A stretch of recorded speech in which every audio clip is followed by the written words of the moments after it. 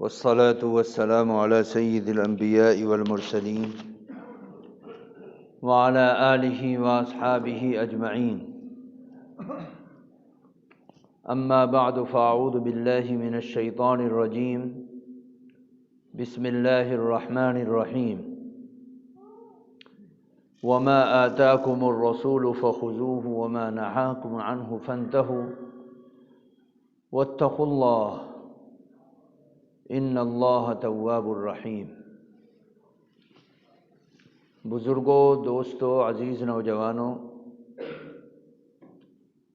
آج ہفتے کے 7 دنوں میں سب سے مبارک دن ہے. اللہ تعالی نے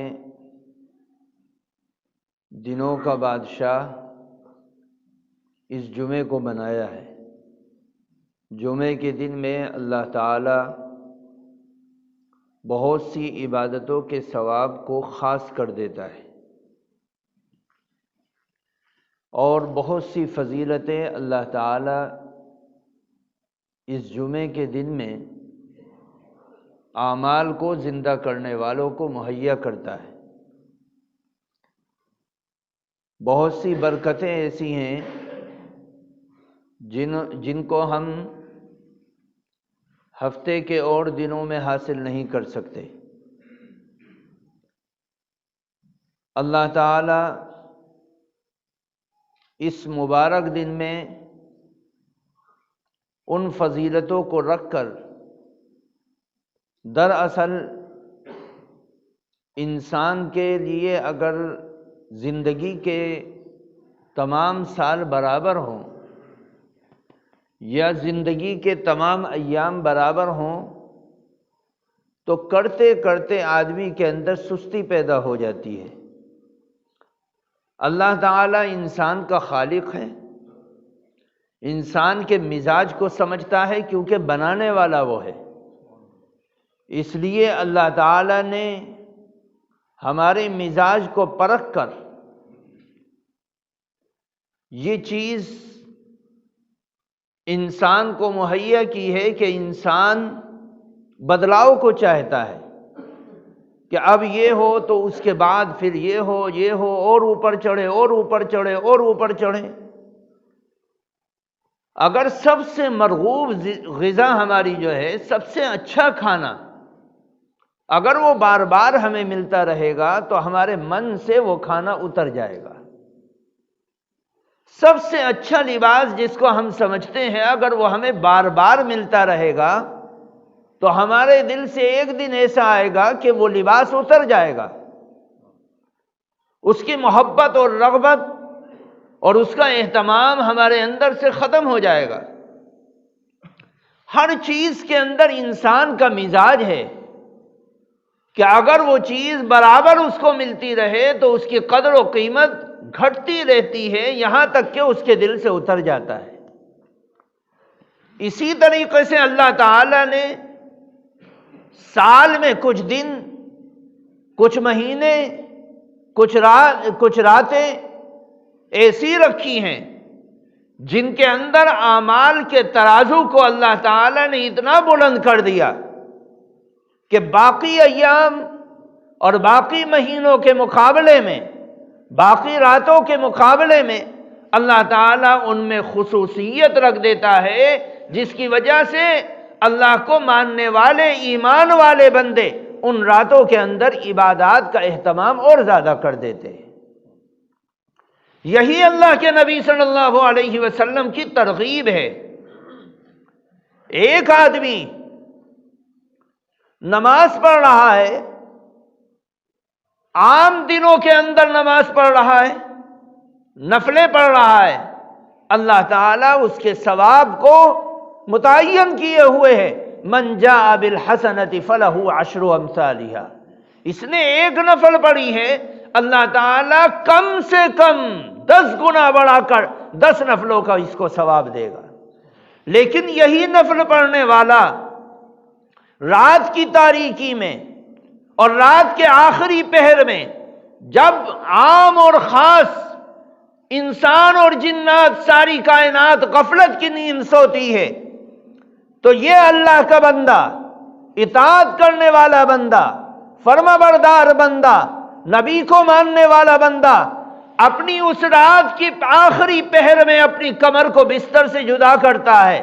اور اللہ کی عدالت میں کھڑے ہو کر اللہ کو حاضر و ناظر سمجھ کر، اللہ کو مان کر، اللہ کا اقرار کر کے، اپنے بدن کو پاک کر کے، پاک زمین پر، پاک بسترے پر، پاک چادر پر کھڑے ہو کر جب اللہ کو اس وقت یاد کرتا ہے جب ساری کائنات سوئی ہوئی ہے، تو میرے دوستو اس 2 رکعت نفل کا ثواب اللہ 700 گنا زیادہ بڑھا دیتا ہے۔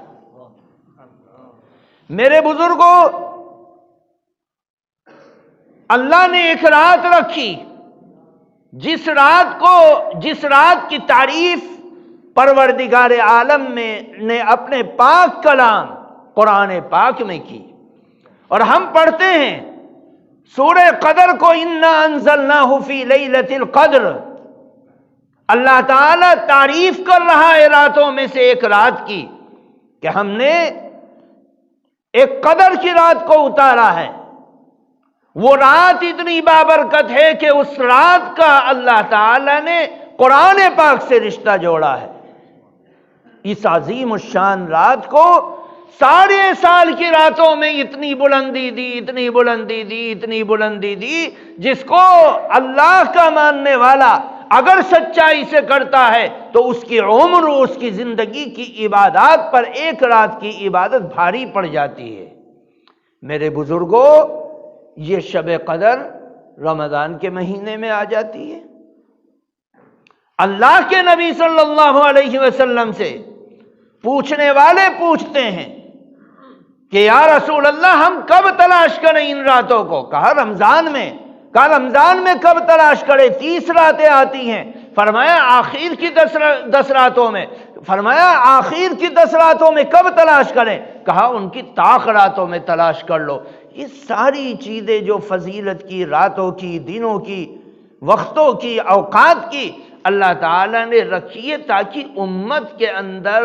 ایمان والوں بندوں کے اندر، اعمال کو زندہ کرنے والے بندوں کے اندر ایک ترغیب پیدا ہو، اور ایک حرص پیدا ہو، ایک خواہش پیدا ہو، اور ایک تمنا پیدا ہو، اور یہ اللہ کے بندے اپنے اور دنوں کے مقابلے میں خاص طور سے اہتمام کر کے ان دنوں میں اللہ کو اور یاد کرنے والے بنے، اس کی عبادت کرنے والے بنے۔ مثال کے طور پر اللہ کے نبی صلی اللہ علیہ وسلم کو ہر عمل کے اندر ہم دیکھتے ہیں کہ ہمارے پیارے آقا سرکار دو عالم جناب محمد الرسول اللہ صلی اللہ علیہ وسلم اس ہفتے کے 7 دنوں میں سب سے اعلیٰ و ارفع دن جمعے کے دن اللہ کے نبی صلی اللہ علیہ وسلم کا کیا معمول تھا؟ آپ نے امت کو اپنے عمل سے اسلام کو سمجھا کر بھیجا، اور اسلام کے اعمال کو زندہ کر کے امت کو بتلایا کہ تمہیں اس طریقے سے زندگی گزارنی ہے۔ صحابہ نے اللہ کے نبی صلی اللہ علیہ وسلم کے دنوں کی زندگی، رات کی زندگی، کھانے پینے کے اعمال کو، سونے اور جاگنے کے اعمال کو، چلنے اور دوڑنے کے اعمال کو، بات کرنے کے اعمال کو، خاموشی کے اعمال کو، آپ کے ہنسنے اور مسکرانے اور رونے اور گڑ گڑانے کے اعمال کو، اللہ کے نبی صلی اللہ علیہ وسلم کے صحابہ، آپ کے پروانے مستانے دیوانے، انہوں نے ایک ایک عمل نبی پاک صلی اللہ علیہ وسلم کا ہم جیسے حقیر فقیر پتھر کی لکیر افراد کے پاس اپنی زندگی میں اپنی زبان سے ان واقعات کو ذکر کر دیا کہ ہمیں کوئی بھی مسئلہ پیش آتا ہے، ہم دیکھتے ہیں ہمارے پیارے آقا سرکار دو عالم جناب محمد الرسول اللہ صلی اللہ علیہ وسلم کا کھانا کیا تھا، آپ کا سونا کیا تھا، آپ کا بولنا کیسا تھا، آپ کے اخلاق کیسے تھے، آپ کا پڑھنا کیسا تھا، آپ کا دن اور رات کیسا تھا، آپ کی خوشی اور غمی کیسی تھی، آپ کا چلنا پھرنا کیسا تھا، آپ کا سفر اور حضر کیسا تھا۔ صحابہ نے ایک ایک عمل کو، اللہ کے نبی کے ان اعمال کو ہمارے سامنے پیش کر کے اسلام پر عمل کرنا ہمارے لیے آسان بنا دیا۔ ہم دیکھتے ہیں کہ اللہ کے نبی صلی اللہ علیہ وسلم کی سنتوں والے اعمال جو اور دنوں کے مقابلے میں اس خاص دن میں اللہ کے نبی فرماتے تھے، فرمایا اللہ کے نبی صلی اللہ علیہ وسلم کے معمولات میں سے ایک معمول، جمعے کے دن سے پہلے جو رات آتی ہے ہم جمعے کی رات کہتے ہیں، اس جمعے کی رات میں اللہ کے نبی صلی اللہ علیہ وسلم اور دنوں کے مقابلے میں سویرے اٹھتے تھے۔ پھر اللہ کے نبی صلی اللہ علیہ وسلم آج جمعہ ہے، اس جمعے کی تیاری کے اندر اپنے آپ کو جٹا لیتے تھے۔ آپ صلی اللہ علیہ وسلم کے بارے میں آتا ہے کہ نبی پاک صلی اللہ علیہ وسلم جمعے کے دن غسل فرماتے تھے،